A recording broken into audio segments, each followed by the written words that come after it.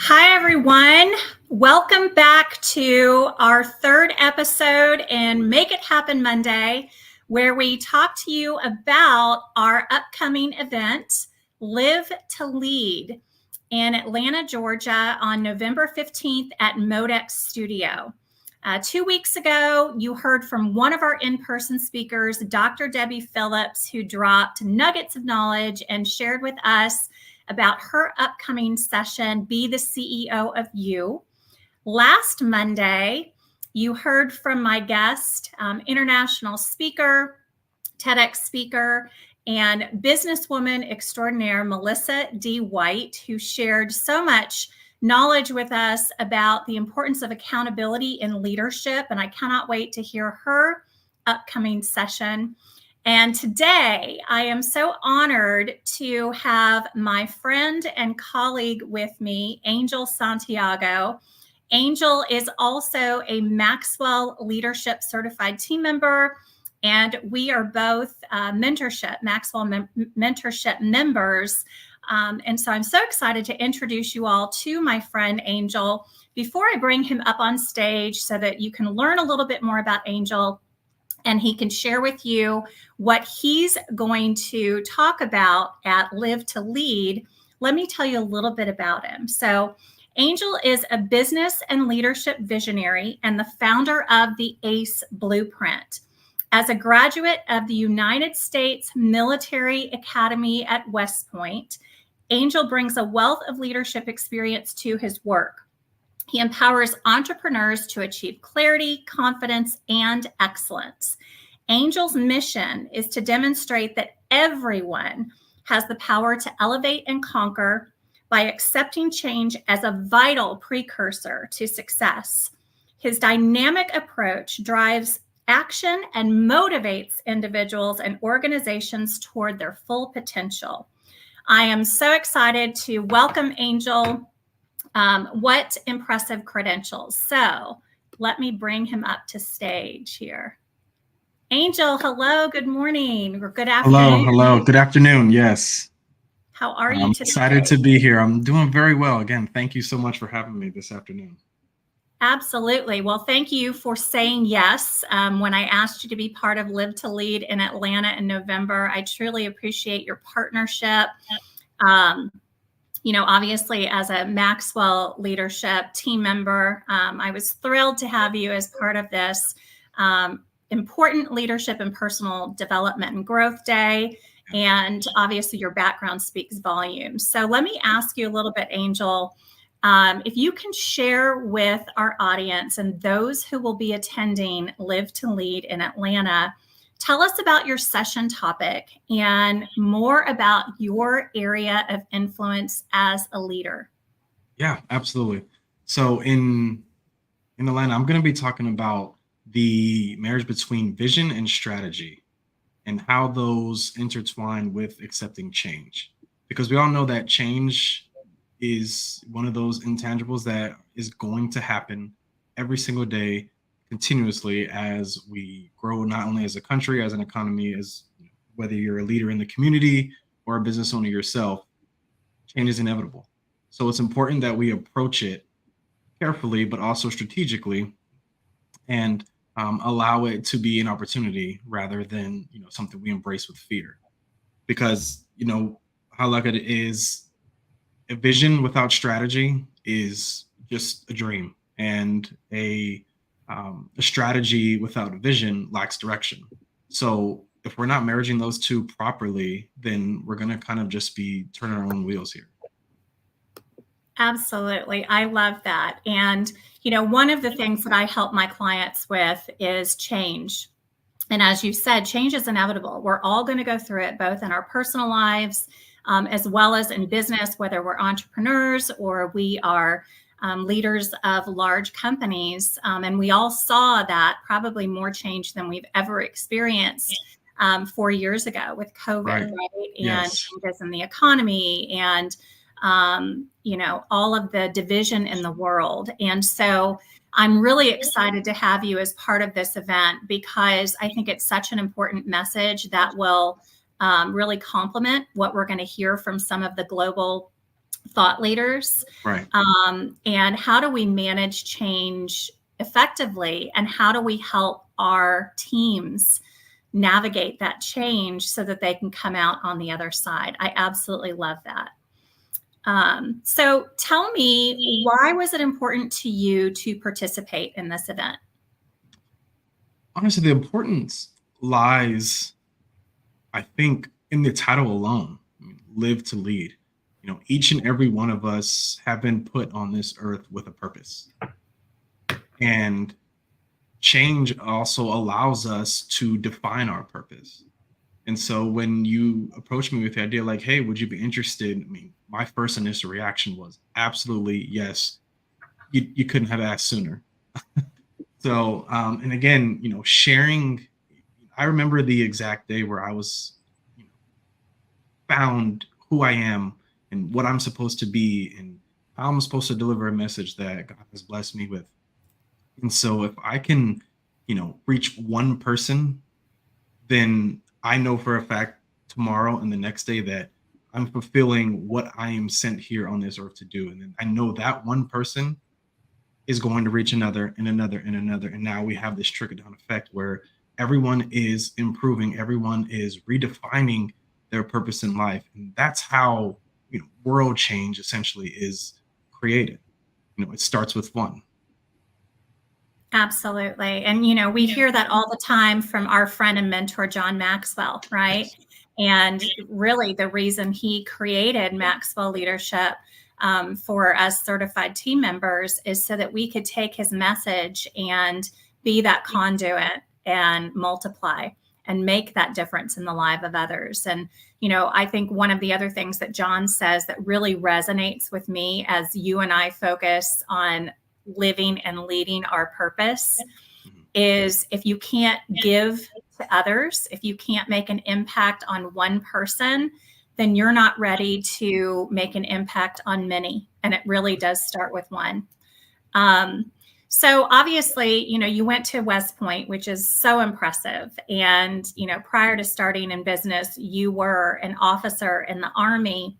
Yep. Can you tell us a little bit about how that experience, both at West Point and being an Army officer, has positively impacted how you show up and help to lead others in the world and in business? Yeah, absolutely. That's a great question. So quick little background. I grew up in the Los Angeles area in California.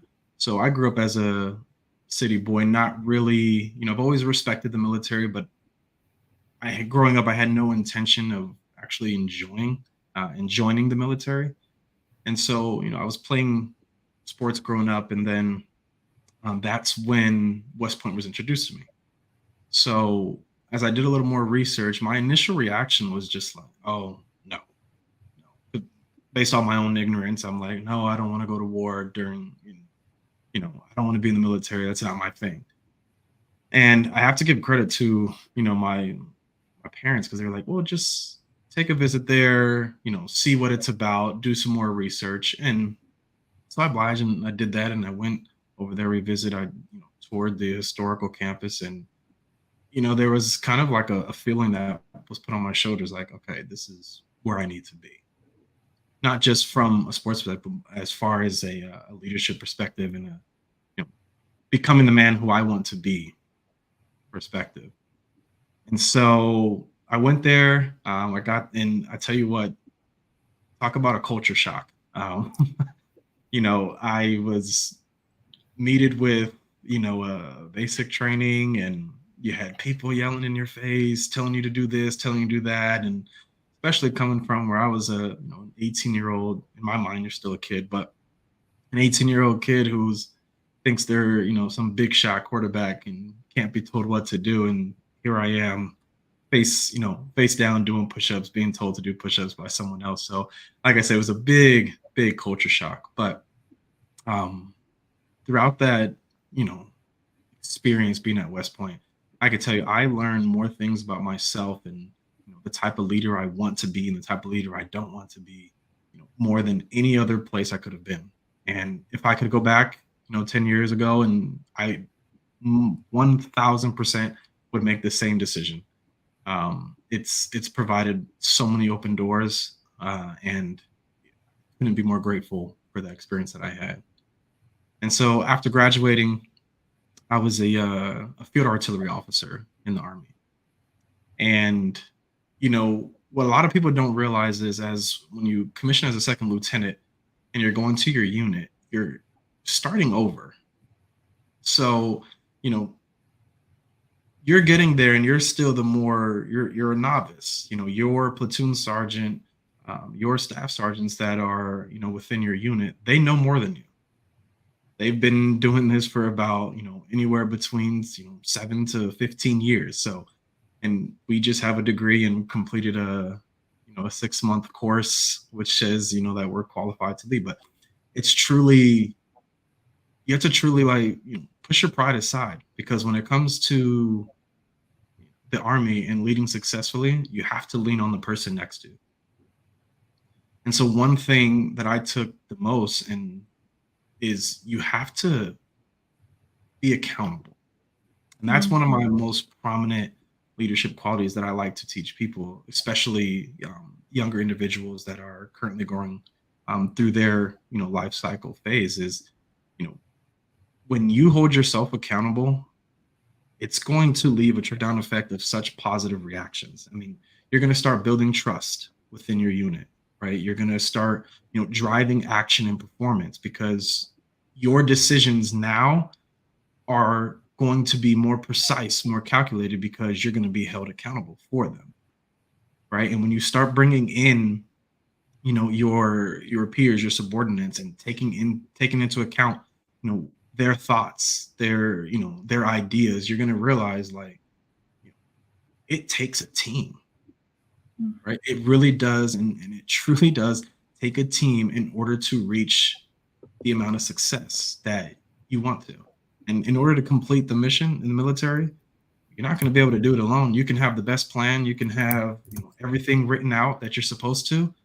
But ultimately, that plan's only going to be executed with precision and accuracy down to your weakest member. And you need to ensure as a leader that even the weakest member within your unit, within your group, within your team is still operating at an efficient level, because that's what it's going to take to be successful. I love that. So, I obviously help my clients with leadership development. So I was facilitating a session last week on the 5 dysfunctions of a team, right? And at the very bottom, trust is the foundation, right? And then you've got accountability, and both of those topics, and then obviously healthy conflict, right? Versus the avoidance of conflict. So we were talking about all of those things last week and how to move from dysfunction to function. And I also referenced Developing the Leader Within You 2.0, where John shares the 5 levels of leadership from that book, which corresponds to his 360 evaluation. And I made a reference to being in the military, because I was in the military, the Army National Guard. My middle son is in the military. And yes, I agree. As a mom of 3 boys, I do believe 18 is a kid, because I have a 17-and-a-half-year-old, but that's an aside. But I think the military is such a great foundation for teaching some of those fundamentals that we reinforce and teach over and over in business, right? The most important thing being, you cannot focus on you, which, as John talks about from the 5 levels of leadership, the lowest level is positional leadership. You must follow me because of my position or title. Now, obviously, there's a hierarchy in the military, but there's also a hierarchy in business. And that's there for a reason. So we understand who's on first and what that hierarchical structure is from a decision-making standpoint.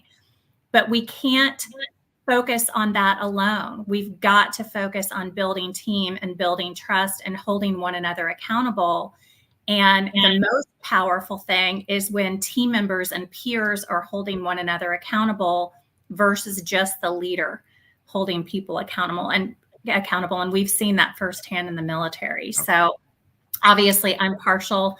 I think every person who lives in this country should have to serve some time in the military. I'll just leave that comment there because it's such a great foundation for teaching leadership skills, for teaching team building skills, for looking outside of oneself and how you can contribute not only to others on your team, but what you can do for a purpose much greater than yourself.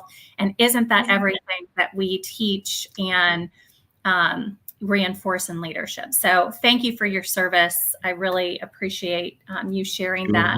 As well as your sons. Thank you.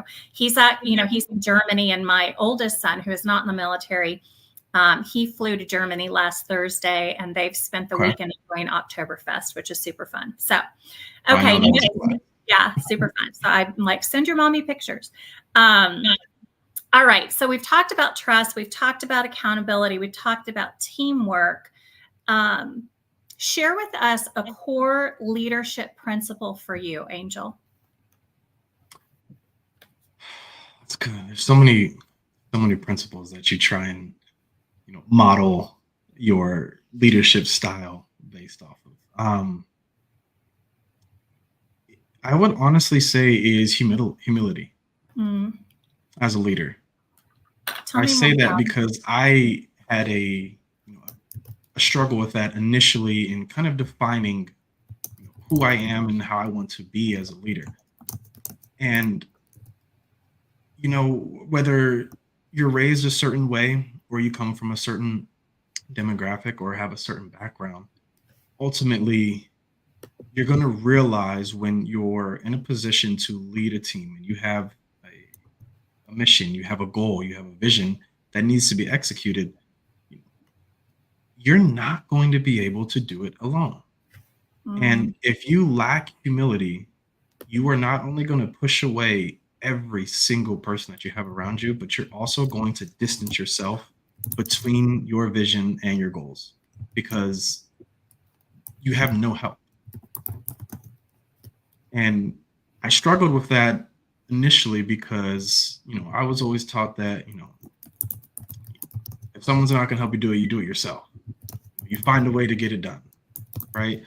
And that, that could just be how I was raised. I'm sure some people were raised the same way. Don't allow yourself to be held back by another person. If you can get it done yourself, do it. But I found out very quickly that there are a lot of things in life, especially when it comes to accomplishing things that you wouldn't normally set foot on that path. It's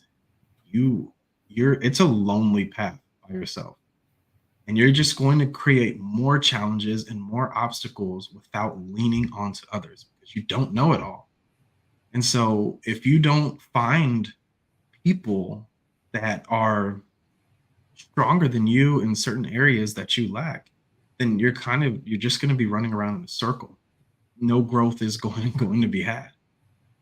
So humility is a big one for me, not only for personally, but I think the majority of leaders in general, when you're in a power position, it can become easy to allow your ego and your idea of my way or the highway become more prominent. And it's very, very important that we check that and allow that humility to sink in place.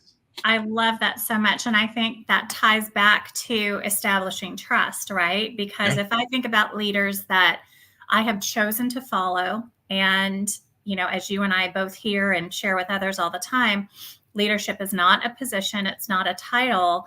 And you're only a leader truly if people choose to follow you, right? Yep. And so if I think about the leaders that I have chosen to follow or stay with, yes, they're confident. Yes, they're strong. Yes, they're knowledgeable, but they are also humble enough to know that they need to tap into the talents and strengths of everyone else on their team. And, I use the DISC assessment. I'm a DISC consultant, and I also use Clifton Strengths in leadership development with people. And as we learn, and I share with people with strengths, it's not about being a well-rounded person and knowing it all or being great in every area, but recognizing the areas where you are strong and where you do excel, and recognizing what others on your team bring to the table where they can complement in areas where that's really not your core strength, right? But it's theirs. And when leaders can recognize that, then you're building a strong, nimble, powerful team. And the best leaders, and I've been re-listening to 5 Levels of Leadership when I travel. And so I was just listening to this on the way back from Louisville on Thursday. But John talks about this in his book, The 5 Levels of Leadership. It's about finding people that complement you and leveraging them. And we really should be ultimately hiring people to replace us, right? Yes. Eventually, they should be able to replace us. So I love that. Okay. Next question for you. What impact do you hope to see from this Live to Lead event in Atlanta on November 15th? Oh, man, such a great question. First and foremost, I want to be able to, not just at the Atlanta, but in life in general, but specifically speaking about the conference, is to really harness and employ people with the knowledge and the true realization of the resilience that they actually possess. So many people, as they're branching out of, say, the corporate world or their previous job, or they're starting a new business, or, they take a leadership position within a team or their community, they're going against the grain. They're doing something that's out of their comfort zone. And that scares a lot of people. I know it scared me initially. It still scares me to this day every single time. That fear is always going to, come in and jump on your back a little bit. But if people actually truly realize the power of the resilience they actually have and understand that when they're growing, it's going to create, more pressure on them. But to not visualize and not, realize that pressure is a privilege, because it is a sign of growth. So not taking pressure and associating it with a negative, but associating with a positive, because you're growing, right? And when you start visualizing pressure as a privilege, then you're going to start realizing things get easier. Situations become, you're stronger in situations, and it's not because times are getting easier, it's because you're getting stronger. Your resilience is getting stronger. Your faith is getting stronger. And so when people tap into that and truly realize the strengths that they have, I think, their goals that they have set forth are not going to be big enough goals. They're going to accomplish them much quicker. So if I can truly, help people realize, and I believe I definitely can, help them realize the strength of the resilience that they actually have. I think that each and every person leaving there is going to be excited. They're going to be motivated, and they're going to see, some pretty quick growth in their journey. That's awesome. Pressure is a privilege because it's a sign of growth. Love that. All right. So my next question for you, what value will you bring to leaders to take back to their team? I love that. I love that.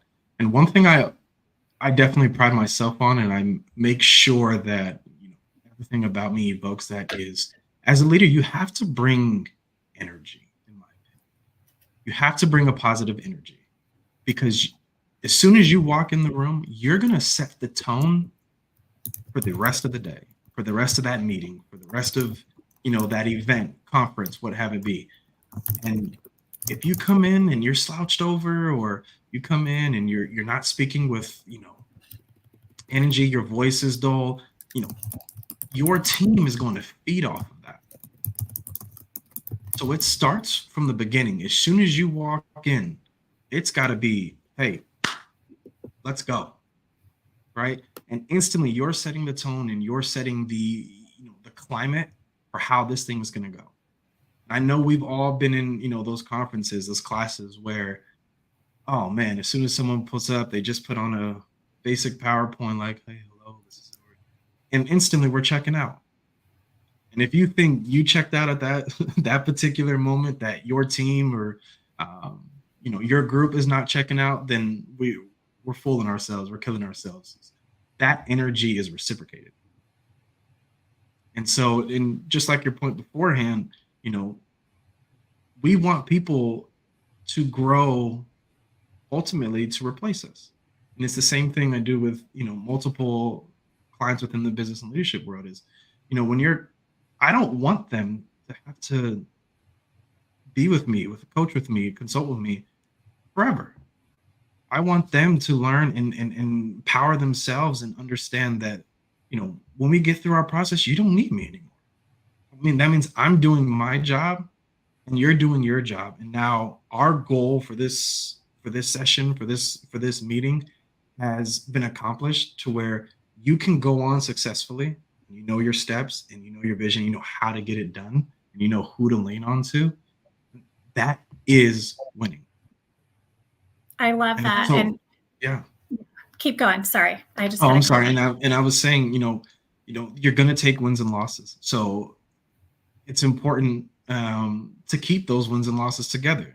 I believe actually it was John Maxwell said it, says, keep your wins and losses together, because winning validates how far you've come, and, your failures validate how much work still needs to be done. So keeping those together is truly important. And again, feeding off of energy is everything when it comes to being a leader.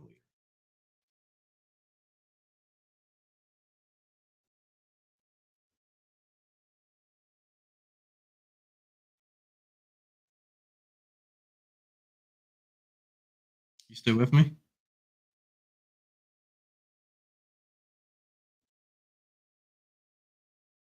Maybe having some technical issues.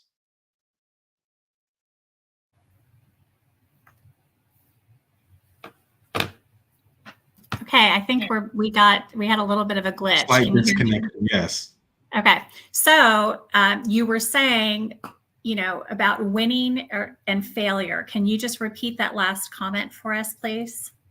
Yes, it's so important to keep your wins and failures together. A lot of people separate their wins into one column and their failures into the other column, but ultimately we have to keep those together, because our wins validate how far we've come, and our failures validate how much work still needs to be done. I love that. And I like to call, even though John's written a book, Fail Forward, love it. And I reference that all the time. And then sometimes you win, sometimes you learn. I like to call failures opportunities for improvement. Because as John says, you're never good the first time. And part of doing it over and over again is that you have the opportunity to say, okay, what went well and where do those opportunities lie? And that's part of having a growth mindset versus a fixed mindset, right? And I do think it's important to celebrate your wins, particularly if we're going through a lot of change and change management. We want to celebrate the small wins along the way, but we don't want to get stuck there for too long. We want to celebrate the wins, have a debrief, which is something, that obviously you're super familiar with, having been in the military, and talk about, okay, what went well? Where's an improvement opportunity? Where can we adjust? Okay, now we're moving ahead again. Let's try this. And continual improvement requires that. So I love keeping your wins and losses together. That's awesome. All right. So my last question for you, Angel, and then I'll let you share, anything else that you would like to. So as people prepare to attend Live to Lead, our theme for this conference is bringing people together in a world that divides. And I selected that theme based off of John Maxwell's newest book, High Road Leadership, which he wrote as a response to the political divide that exists in our country, and just really the division that we see on social media, etc. Love the message. I'm doing a mastermind starting in January, but I love that message so much that is what we landed on for our theme for Live to Lead.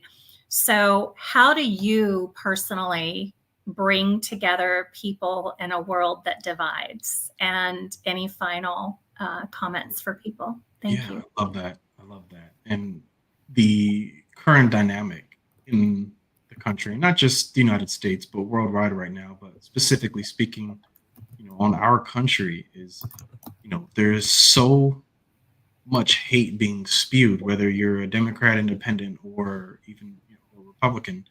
And I think people have forgotten that you can have a difference of opinion. I mean, that's what makes us human. That's what makes us unique.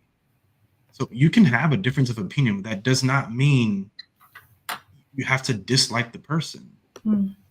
right? The person just doesn't agree with your viewpoint, and that is okay. That is okay. And that's where I like to position myself is. I like to position myself in the middle and truly try to understand where each person is coming from, whether their views align with mine, whether their faith aligns with mine or not. At the end of the day, I still give, that respect to you for being a human being. And I think we've lost sight of that as a whole with a lot of people in this country. And it could be, directly stemming from politics, amongst other things. But understanding that, at, at, at a base level, I'm a human, you're a human. You have your own thoughts and ideas. I have my own thoughts and ideas. If we actually sat there and, tried to understand the thoughts and ideas of one person compared to the other and combine them, goodness, imagine where we would be if we actually had, and I say this bluntly, the common sense to do that. I love that. And we're so much more alike than we are different. And if we look for those commonalities and we find what we look for, right? So we can look for the good and the positive and how we can come together and help and support one another. Or we can look for the differences and the things that divide and create stories about why we should continue that division. You find what you look for, and you also find what you contribute to, right? And so I want to thank you again for being part of this event. I'm so excited. Thank you for joining us as we really, our goal is to bring people together in a world that divides, to provide a fantastic leadership and personal growth day. This is going to be such an awesome event to help people round out 2024, to set those goals going into 2025, and ultimately make a difference and an impact in the world. And it starts with you. You are the hardest person you will ever lead. Leadership begins with you. It is a never-ending journey. And aside from leading yourself, we want to encourage you to lead others. And as Angel mentioned, it starts with one person, right? What one person can you make a positive impact on in their life? And how can you be a leader of leaders who are doing the same so that we are capitalizing and multiplying leadership and personal growth? So, Angel, thank you again for joining us today. We cannot wait to see you all at Live to Lead in Atlanta.